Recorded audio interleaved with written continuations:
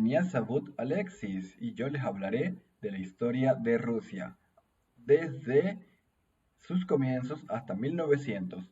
Historia de Rusia desde 1900 hasta la fundación de la URSS. La historia de Rusia desde sus comienzos hasta el año 1900. Esto inicia a través de la Rus de Kiev. Luego veremos la llegada al poder de los zares, el fallido intento de Napoleón de hacerse con Rusia y repasaremos esto de manera sintética, los primeros siglos de la historia del país. Nacimiento del país y época del Rus de Kiev. Debido al enorme territorio del país, Rusia desde siempre fue habitada por numerosos pueblos, pero dos en especial impulsaron el nacimiento de un verdadero país: eslavos y varegos. Los varegos son vikingos de origen escandinavo. Estamos situados en el siglo segundo, y esta unión pronto dará pie al nacimiento de los futuros pueblos de Rusia, Bielorrusia y Ucrania. La unificación y el nacimiento de la antigua Rus de Kiev. No corramos tanto. Uno de los momentos clave de la historia de Rusia ocurre en el año 882, cuando Oleg el Sabio, un príncipe varego, sucede a Rurik y unifica por primera vez el norte, Novgorod hoy en día, y el sur de Kiev. Acaba de nacer la antigua Rus y traslada la capital a Kiev, hoy capital de Ucrania. Esta es una época dorada gracias especialmente a la creación de una ruta comercial muy importante, la que unía el Báltico con el Mar Negro. Aunque esto no duraría mucho, pues durante los siguientes años la inestabilidad política y crisis sociales terminarían dividiendo el territorio en principados pequeños propensos a invasiones de teutones y mongoles y otros pueblos extranjeros. Alexander Nevsky, un príncipe, una figura clave en el siglo XIII, quien supo negociar con mongoles y evitar así una invasión destructiva y consiguió derrotar a los ejércitos teutones y suecos. Desde siempre fue venerado hasta santificado, pero será mucho más tarde, en el año 1938, con una película dedicada a sus hazañas, cuando será considerado como héroe de la madre patria. Una curiosidad, dicen que fue el mismo Stalin quien convenció al cineasta Sergei Eisenstein para rodar esta película, con el fin de crear un sentimiento de sacrificio colectivo ante lo que estaba a punto de llegar, la Segunda Guerra Mundial. Esta película, filmada en 1938, dirigida por Sergei Eisenstein, pueden encontrarla con el mismo nombre. Representa el intento de invasión de Novgorod en el siglo XIII por los caballeros teutónicos del Sacro Imperio Romano Germánico y su derrota por el príncipe Alejandro Nevsky en el año 1220 hasta el 1263. Ahora bien, veremos un poco de la religión y la fe ortodoxa. Hay que recordar que hasta el año 1054 tan solo existía una única iglesia cristiana, pero con el cisma de Oriente ocurrido en ese año, católicos y ortodoxos dividen sus caminos desde el Ruf de Kiev. No podemos dejar pasar este momento clave de la historia, pues la religión para los rusos siempre ha sido muy importante. Algunas de las diferencias principales entre ortodoxos y católicos, por tan solo mencionarlas, serían las siguientes. Los ortodoxos no creen en la figura de un único papa. Ellos tienen diferentes referentes, es decir, que no creen en que exista tan solo una única autoridad eclesiástica. No creen tampoco en la Inmaculada Concepción de la Virgen María. Creen que, al igual que todos los demás, nació con el pecado original. Los católicos creen que en el purgatorio, los ortodoxos no, aunque sí en el cielo y en el infierno y en un juicio final. Admiten el divorcio, los católicos no. Además, los ortodoxos creen en el celibato obligatorio tan solo para los obispos. Recordemos que los católicos exigen el celibato en cualquiera de sus cargos eclesiales. Volvemos con el Principado de Moscú y el comienzo de los zares con Iván el Terrible. A partir del siglo XIV, el Principado de Moscú comienza poco a poco a levantar la cabeza y va adquiriendo poder ganando batallas. El primer zar, quien ya tenía nombre, Iván IV, en el año 1530. Un hombre con una personalidad tan fuerte que pasará a la historia como Iván el Terrible, de la dinastía Rurik. Durante su reinado, Rusia creció geográficamente.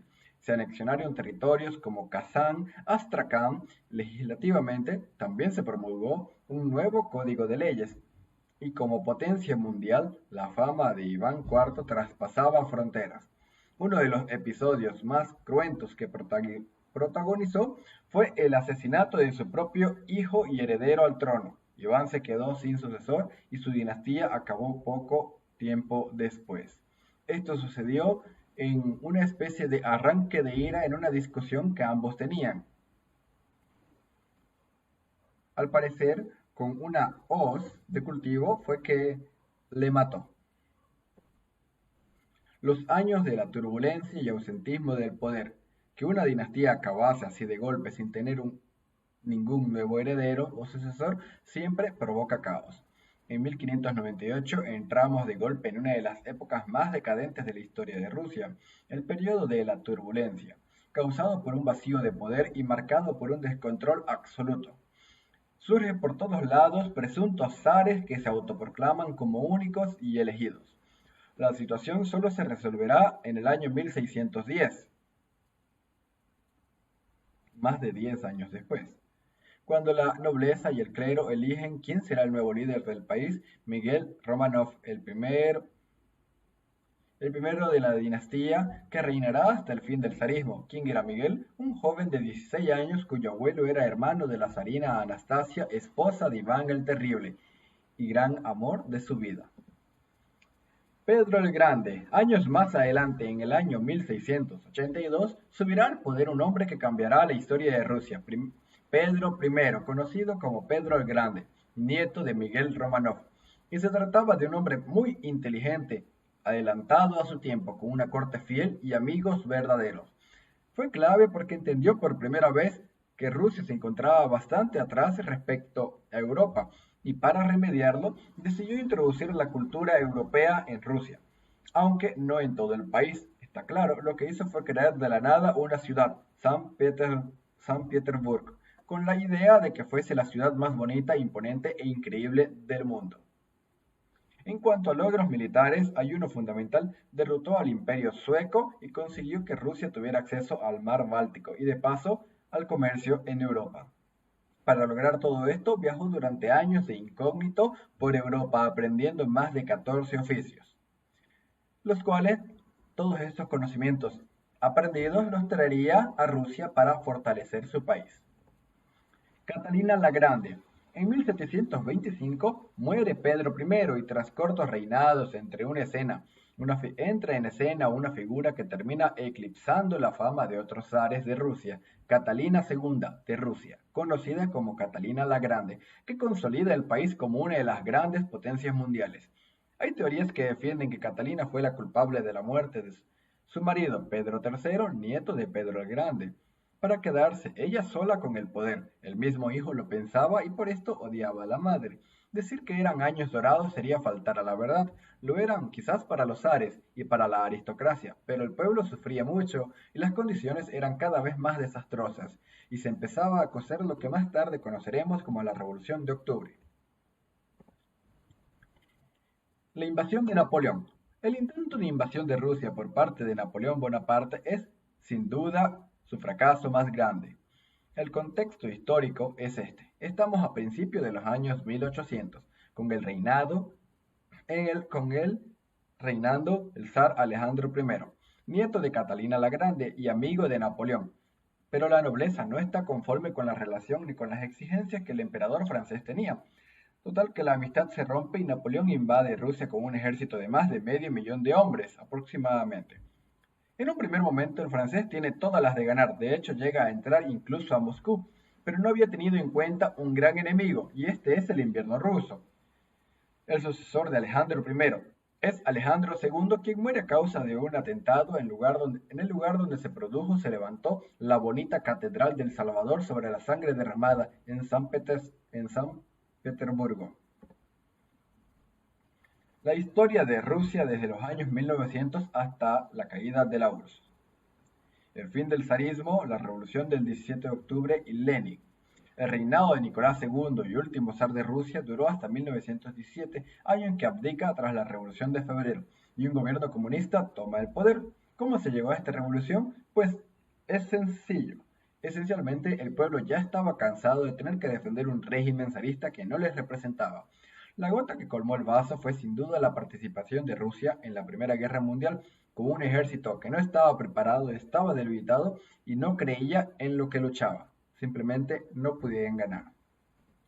La caída de la dinastía Romanov. Vladimir Ilich Ulyanov, más conocido como Lenin, fue la figura clave en el cambio radical de Rusia.